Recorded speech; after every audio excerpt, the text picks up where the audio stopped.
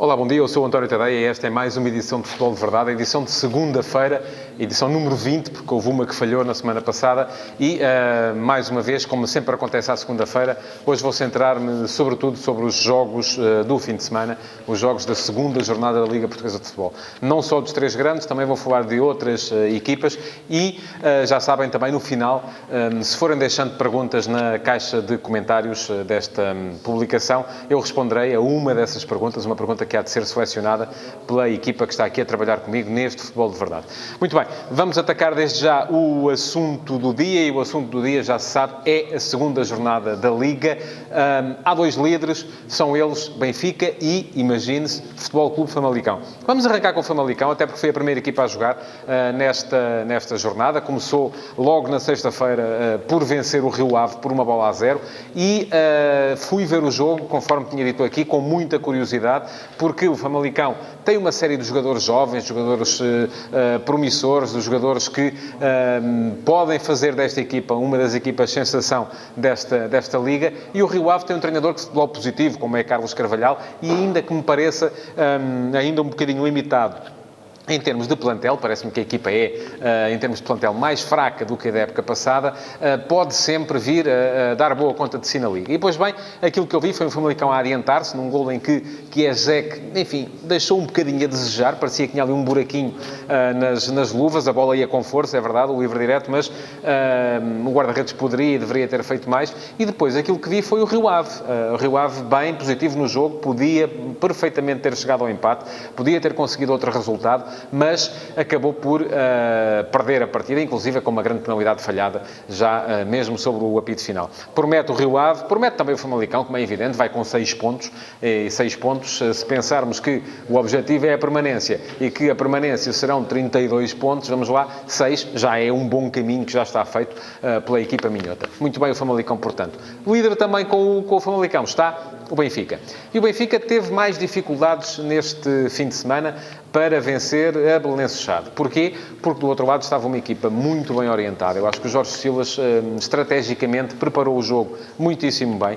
Povoou o corredor central, não só apareceu com uma linha de 3 defesas atrás, como depois com dois médios que pouco saíam da posição, e isso acaba por emparedar ali um bocadinho aquilo que é a principal força do Benfica em ataque posicional, que é a tal junção dos 4 homens da frente, Pizzi e Rafa, sempre muito por dentro, e depois os 2 pontas de lança. Eles até, muitas vezes, acabam por abrir um bocadinho mais o jogo, Seferovic, sobretudo, e De Tomás, este mais a aparecer também no espaço entre linhas. Ora bem, com tanta gente ali naquele período, naquele espaço, aliás, o que é que aconteceu? Aconteceu que o Benfica quase sempre só criava perigo quando Rafa conseguia furar linhas em posse. Era Rafa quem arrancava com bola. As tabelas que Rafa e Pizzi tão bem fazem e que De Tomás também está a fazer com eles, dificilmente saíam, e isso significou que quase todas as situações de perigo do Benfica, até se colocar em vantagem, ou até o Belenenses Xade ter começado a acusar a fadiga e ter começado a alargar o espaço entre os setores, quase todas essas situações nasceram de arrancadas de Rafa, porque quando não há capacidade para meter combinações no campo, não há nada como ter um jogador que é rápido em posse, que leva a bola e que é capaz de furar as tais linhas. Foi assim que o Benfica poderia perfeitamente até ter marcado mais cedo. É verdade que a Belenenses Xade também teve ocasiões, desperdiçou algumas ocasiões soberanas que também lhe podiam ter dado um golo que aí iria complicar muito a vida do Benfica, mas no fim acabou o Benfica por marcar um golaço de Rafa, um pontapé ao ângulo, e depois por chegar a mais um golo já sob o apito final por Pizzi a ser um dos 3 jogadores que marcaram golos nas 2 jornadas desta Liga, e são eles Pizzi, Wilson Eduardo, de quem já vou falar a seguir, e, imaginem, o iraniano Mohammadi, do Clube Desportivo das Aves, que já tinha marcado ao Boa Vista e voltou a fazer um golo na vitória sobre o Marítimo neste fim de semana. Vitória justa do Benfica, portanto, foi a melhor equipa, vai com 6 pontos e com uma moral em alta para o jogo com o Futebol Clube do Porto, já no próximo domingo, um jogo que pode marcar muito daquilo que vai ser esta primeira fase da Liga Portuguesa, pelo menos o período até ao Natal. Isto porquê? Porque o Porto já está a 3 pontos. O Porto perdeu na primeira jornada, surpreendentemente, frente ao Gil Vicente. A derrota contra o Krasnodar, depois na terceira ronda de eliminação da Liga dos Campeões, agravou um cenário que já começava a ser um bocadito de crise e, então, veio o jogo de sábado, frente ao Vitória Futebol Clube, um jogo que eu tinha dito aqui, que era ideal para que o Futebol Clube do Porto pudesse, de certa forma, começar a pensar em recuperação anímica, pelo menos. E foi isso que aconteceu. A entrada muito forte do Porto, 2 ocasiões de golo logo a abrir, Zé Luís marcou, bisou aos 20 minutos e aos 20 minutos com 2-0. É verdade que antes disso o Vitória podia perfeitamente ter feito um golo também. Um corte desastrado de Danilo, deixou a Xadi na frente de Marchesín, mas Marchesín mostrou aí mais uma vez porque é que está a ser uma das figuras deste campeonato. Extraordinária, enormíssima defesa do guarda-redes argentino que o Futebol Clube do Porto foi buscar ao México. E a esse propósito aproveito para vos dizer, hoje vamos ter à tarde no antoniotadeia.com, vamos ter novidades a este respeito, não de Marchesín em particular, mas desta balança de transações entre o futebol mexicano e o futebol português, um artigo sobre todas as importações que chegaram do México para Portugal e, mais ainda, quem são os jogadores que ainda lá existem e que podem vir a ser alvos, porque são potenciais alvos, porque são jogadores de qualidade, por isso podem vir a ser alvos dos clubes portugueses. O João Pedro Cordeiro, que trabalha aqui comigo, eu ia dizer especialista, mas ele é mais do que especialista, é fanático pelo futebol mexicano e por isso é a pessoa ideal. Ele está ali atrás. É a pessoa ideal para poder explicar tudo isto. Bom, mas isso vai ser mais logo à tarde. Agora estamos a centrar-nos naquilo que foi o jogo do Porto. E o Porto a provar que Zé Luís, eu já o tinha dito aqui também, é mais do que uma alternativa. É a principal arma do Futebol Clube do Porto, do plantel do Futebol Clube do Porto deste ano, para jogar na posição de ponta de lança com Marega a aproximar-se dele. Porquê? Porque tem aquilo que faz um bocadinho a súmula de tudo aquilo que os outros têm. É um jogador que é forte de cabeça. Aliás, ele marcou já 3 gols de cabeça esta época. É um jogador que é forte com os 2 pés, a chutar até de fora da área. E podemos dizer Soares também é forte de cabeça, é verdade. Mas não se vê Soares marcar golos como foi este primeiro golo de Zé Luís ao Vitória Futebol Clube. Um remate colocado de fora da área, com muita gente pela frente, a encontrar exatamente o espaço por onde a bola tinha de entrar. E, além disso, é um jogador que tem também explosão. Portanto, parece-me que, até por não ter o passado recente, com algumas falhas, com algumas más vontades por parte da bancada, e isso também influi no rendimento de um jogador, que Zé Luís neste momento não é a alternativa, é a principal arma do Futebol Clube do Porto para jogar na posição de ponta de lança. Muito me espantaria que ele não aparecesse no jogo da Luz frente ao Benfica, a não ser que, e vamos ver, estou muito curioso com isso, a não ser que Sérgio Conceição acabe por optar por um sistema diferente e adiante Corona e passe a jogar apenas com Marega como ponta de lança. Surpreender-me isso também, porque aí o Sérgio estaria a dar um sinal de fraqueza, um sinal de que teme o adversário. Tem toda a razão para o temer, porque o Benfica está muito forte, não quererá, com certeza, dar esse sinal, transmitir esse sinal cá para fora. No fim, o Futebol Clube do Porto acabou por ganhar facilmente, 4-0. Zé Luís fez 3 golos. Primeiro hat-trick de Zé Luís desde a época em que ainda jogava no Braga com Sérgio Conceição. Na altura fez um hat-trick ao Rio Ave para a Taça de Portugal e acaba por ser uma prestação que tira o Futebol Clube do Porto daquele buraco em que a equipa estava a começar a meter-se. Vamos ver agora, com mais tranquilidade, como é que Conceição vai trabalhar o jogo da Luz, sendo que há aqui uma série de curiosidades que neste momento me enchem os pensamentos. Uma delas, já a disse, tem a ver com o ataque. Como é que vai aparecer o ataque? Luís Dias, Zé Luís e Marega, ou Luís Dias, Marega e Corona, aproveitando o treinador para introduzir um outro jogador na posição de lateral direito. Mas que jogador? Sarávia já se viu que não está em condições, não está pronto e dificilmente vai estar para um jogo grande logo de início. Veremos então qual vai ser a opção. Manafá, enfim, também não me parece que seja jogador para este tipo de correrias. Não está fácil essa decisão de Sérgio Conceição, como não estará fácil decidir como é que vai formar o meio-campo. Uribe entrou bem, não fez um jogo de encher as medidas, mas entrou bem. E parece-me que o Porto, com Uribe e com Danilo, tem uma dupla sólida. Agora a questão é quem vai ser o terceiro homem. Romário Baró jogou bem contra o Vitória, sem dúvida, mas quererá Sérgio Conceição um meio-campo mais sólido, incluindo ali, por exemplo, o Sérgio Oliveira outra vez? Veremos. Só mesmo em cima da hora do jogo é que poderemos com certeza saber quais vão ser as opções do Sérgio Conceição para esse jogo.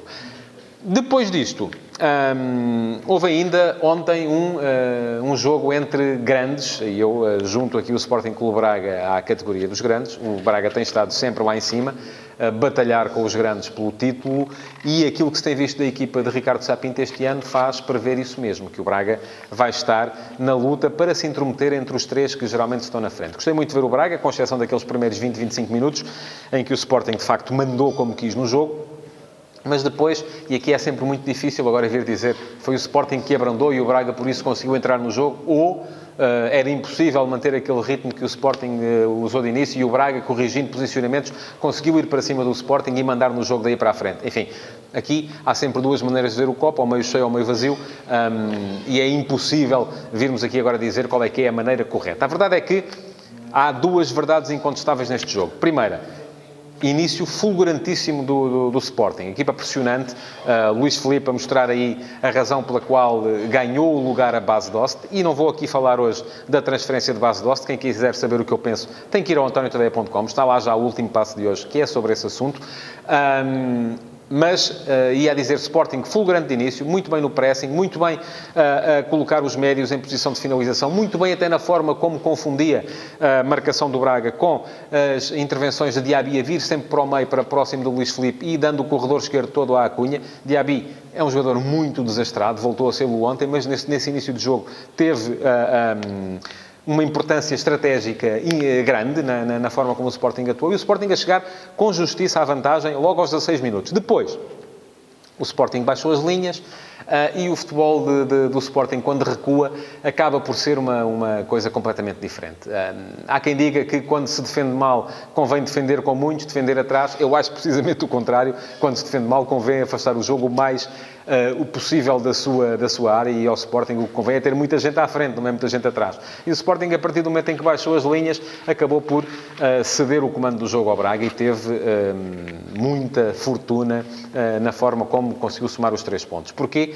Porque chegou ao 2-0 numa altura em que o jogo já estava dividido, mas em que o Braga já tinha criado situações suficientes para justificar o gol do empate, um golaço de Bruno Fernandes, a roubar a bola a Claudemir e depois a driblar o defesa que lhe apareceu pela frente e a bater sem hipótese para o guarda-redes. Mas depois a segunda parte foi Renan a evitar sucessivamente aquele que poderia ter sido o primeiro gol do Sporting Clube Braga, e quando o Wilson Eduardo, que voltou a mostrar uma apetência especial para marcar não só aos grandes, como especificamente ao Sporting, o seu clube de formação, quando o Wilson Eduardo fez o 2-1, já não havia muito tempo para que o Sporting Clube Braga pudesse ainda chegar ao empate. Acabou por não conseguir fazê-lo, mas mostrou em campo argumentos que o Sporting tarda em mostrar. É verdade que o Sporting ganhou, soma 4 pontos, está ali a 2 pontos dos primeiros, em terceiro lugar, bem posicionado na tabela, mas vai ter que mostrar muito mais futebol e, sobretudo, muito mais segurança, que é aí que a equipa está a falhar. Bom, notas finais relativamente à jornada, ainda para o facto de hoje o país estar todo feliz. Os 3 grandes ganharam e os 3 clubes mais populares, vamos dizer assim, ganharam. Isto não acontecia desde o início de maio. Na altura, Benfica 5, Portimonense 1, Futebol Clube Porto 4, Desportivo das Aves 0 e Belenenses 1, Sporting 8. Tinha sido a última vitória do Sporting em jogos de competição, vitória nos 90 minutos. Além disso, nota também para aquele que foi o primeiro golo sofrido pelo Vitória Sport Clube no jogo em casa contra o Boa Vista. O Vitória fez uma boa exibição, vinha com uma série de vitórias, quase todas elas na Liga Europa, mas também na Taça da Liga, sem sofrer golos. Ontem estava a ganhar por 1-0, golaço de Davidson, mas depois acabou por permitir, já em período de descontos, que Lucas fizesse aquele que foi o gol do empate, que permite ao Boa Vista colocar-se ali ao lado do Sporting também na terceira posição, a 2 pontos apenas dos líderes, Benfica e Futebol Clube Famalicão. E pronto, vamos então responder à pergunta do dia. E vamos responder a uma pergunta do Emanuel António Dias. Olá, Emanuel, muito bom dia. Que me pergunta: este Boa Vista não precisará de produzir muito mais para continuar com bons resultados? É que a sorte não estará para sempre presente se não for aliada à qualidade do futebol. Muito bem. Esta é uma equipa à imagem do Elite Vidigal. É uma equipa de trabalho, uma equipa sólida, que sofre poucos golos, que luta por cada bola e que acaba por conseguir resultados. Repara, o Boa Vista tinha ganho os 4 últimos jogos da Liga da época passada. Ganhou o primeiro desta época, empatou fora com o Vitória Sport Clube, que vai ser um campo muito difícil para muita gente. Portanto, parece-me que este Boa Vista está lançado para fazer um campeonato tranquilo e, já o disse na previsão que fiz para a Liga, que podem consultar também no antoniotadeia.com, que acho que este Boa Vista vai estar ali a lutar até, inclusive, a quem sabe, não sei se por uma posição europeia, mas seguramente pelas 7, 8 posições de topo na tabela da Liga Portuguesa. Se vier mais qualidade, então, aí, excelente, extraordinário, mas parece-me que o Boa Vista está forte e, sobretudo, sólido e seguro. E pronto. É tudo por hoje. O Futebol de Verdade vai voltar amanhã. Não se esqueçam de reagir. É muito importante que reajam, que ponham like, que metam o emoji irritado, a gargalhada, que comentem e que partilhem. Se não partilharem, os vossos amigos não vão poder saber sequer que este vídeo existe. Muito obrigado por ter estado desse lado e até amanhã.